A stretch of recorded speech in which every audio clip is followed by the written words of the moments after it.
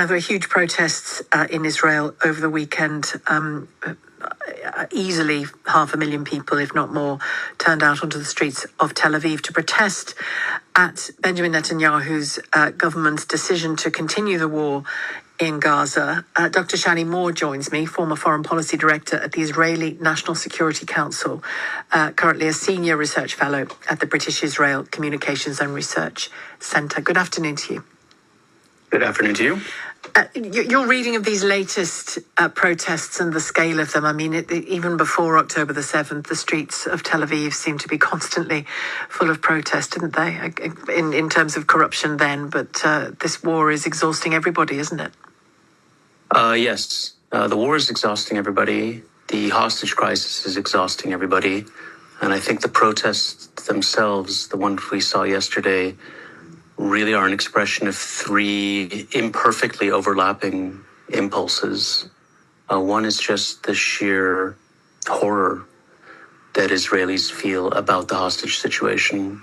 That's not something that necessarily penetrates outside of Israel. There's something that's really difficult to comprehend about these people who were snatched from their homes on a Saturday morning, usually after watching family members being murdered, or taken from a music festival, held in tunnels for almost 700 days, deliberately starved, made spectacles of for propaganda videos, and who are not being released. And except for the Israeli public, really largely unopposed, certainly not in the Palestinian public or in the Arab world or among all sorts of self-appointed human rights activists, and barely an issue even in the besides a few pro forma statements from even aligned governments. So there's that. There's a great frustration, secondly, and a real opposition to the way this government is handling the war, and to the priorities that it has made in prosecuting this war. And thirdly, as your question suggested, there's still in the Israeli public, particularly in the part of the public that's represented at these protests, a great deal of bitterness about how the government handled itself in the months leading up to the October 7th massacre. A lot of that was sublimated somewhat in the first year or so of the war because there was a consensus about the war itself. That consensus held really from October 2023, when this horrible massacre happened, until the ceasefire of January to March this year, 2025. When the ceasefire fell apart in March 2025 and the war was renewed without a consensus, without the public being behind that effort, something really broke internally in the internal Israeli political dynamic, particularly for the roughly half or so of the public that opposes, I would even say strongly opposes, this current governing coalition. And it's a year, isn't it, since that group of 6 hostages were executed essentially in the tunnels as Yahya Sinwar escaped then, obviously killed since. Is that front and center in people's minds as well? Because they obviously, Israelis with the hostages in mind, we'll come on to Gaza in a moment, but Israelis with the hostages in mind will not want a repeat of that. Yeah, exactly. I mean, everybody wants the hostages to come home. For Hamas, that's the genius of having hostages, is that it's able to reap some kind of political benefit for itself there. The fear for Israelis, especially the ones who oppose this operation, is that any military operation will endanger the hostages. Look, the opposite fear, of course, is that essentially paying Hamas's ransom won't necessarily guarantee all hostages come back and will incentivize more hostage taking in the future. Well, I think the fact that they're holding upwards of 30 dead hostages tells you what they think, doesn't it really? What Hamas think of a dead or alive hostage. They'll use even a dead one, won't they? Let alone living people. So that tells you who you're dealing with. Yeah, this is the only leverage they have right now for a war that they would otherwise lose. And let's talk about Netanyahu's position. No matter what pressure he seems to be under, either internationally and clearly very much at home, he's still, time after time after time, and this isn't to excuse Hamas of its role in anything or in walking away from deals and all of that, he still seems to just doggedly plough on forward in the way that he intended to in the first place. Well, Israel, the only democracy in the Middle East, when might there be an election?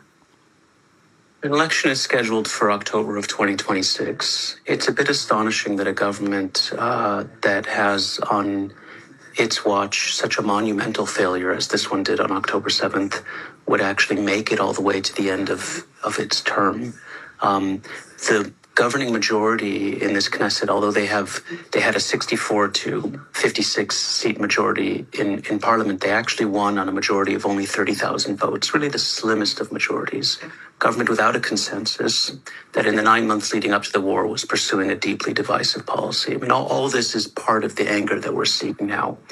How Netanyahu sees this, I think he sees himself at a crucial strategic crossroads after the October 7th massacre, where he has had to stand up both to domestic public opinion and an enormous amount of international pressure to do the very difficult work of piece by piece, re-engineering the entire strategic landscape of the Middle East, degrading Hamas. And if I might come in at that point, because that is a really important point you've made there, because this is not just about releasing the hostages, is it? From Netanyahu's point of view, I mean, you might be able to pinpoint when it was about more than that, but it has been about reshaping the Middle East. See Hezbollah, see Iran. He saw it as much bigger than Gaza. For sure, he has a few successes to claim, but what he has never done and what he cannot do, he's never come to the public and said, I have to prioritize this war and its goals over the fate of these hostages, however distressing that may be. He couldn't say that to the public because the public wouldn't accept it, I think, in any circumstance, but it certainly wouldn't accept it from him, because the hostages themselves, for the most part, come from a public that are not part of his governing coalition. And the noun that Israelis use to describe what happened to the hostages in Hebrew basically means abandonment. The feeling is not just that this evil Hamas came and took them, which we obviously all know, even if that doesn't penetrate to the outside world. The feeling is that their country left them behind. Security, exactly. Their country left them behind, which is, you'll be able to describe better than I could, is a deep departure from what Israelis say about each other, isn't it? That's what they owe to each other because of history. Exactly. So even if it was the correct policy, let's say, and I'm not saying that it is, I don't think it is, but even if it was the correct policy to prioritize certain strategic aims over liberating the hostages, this government and this prime minister don't have the moral authority to even enunciate that. And there's the mother of the hostage, Matan Zangarka, called it a pointless war over the weekend. Is she right? When she says that, is she making the point or demonstrating that there are no justifications anymore? And if the justification is to pummel Hamas into the ground, well, mostly you've already done that. This is to Netanyahu, not you. Mostly you've already done that, and you won't get rid of every one of them. So what more are you trying to achieve? Look, Matan Sangankel's mother, I can't, detract even one iota from her moral authority and from the need that she has to get her son back from this horrific condition that he's been put into. And I think she's been a very inspiring figure. Is there a justification for this war? I understand that the frustration that's there, the feeling that there's been a significant tactical gain. At the end of the day, though, Hamas will claim a victory if the war ends with it still in power. Hamas will claim a victory. It will be seen as having won a crucial victory, both among Palestinians and in the Arab world at large. Arguably, it will have. That already has in terms of Israel's global reputation. Yeah, I think that's true. I mean, I think there's something very different from, you mentioned earlier some of the other fronts of this war. And I think there's something very different about the war that we're facing in Gaza from all the other fronts. In Lebanon and in Syria and in Iran, Israel could make do with significant strategic gains, call it a win and go home. And we did do that, actually, in all three of those countries.